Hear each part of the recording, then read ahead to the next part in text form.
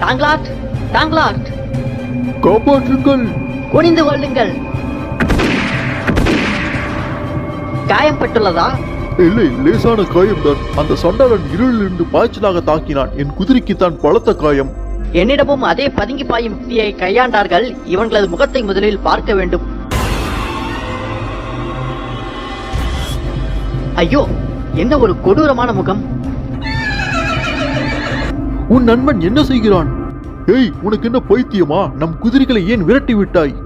உனக்கு நன்றாகவே காயம் பட்டுள்ளது. குதிரைகளை விரட்டி விட்டால் கொஞ்ச நேரத்திற்காவது அவற்றை பின்தொடரும் மும்முரத்தில் இந்த சைத்தான்கள் நம்மை தொந்தரவு செய்ய மாட்டார்கள். அதை நாம் சாதகமாக்கிக் கொள்ளலாம். டைகர் சொல்வதுதான் சரி. நம் கால்நடையாக தொடர்வோம். நமது பகைவர்களிடமும் குதிரைகள் இல்லை என்பது மறக்கலாகாது. ஆனால் அவர்கள் சிட்டாய் பறக்கும் ஆற்றல் கொண்டவர்கள். ஆண்டவன் தான் நம்மை காப்பாற்ற வேண்டும்.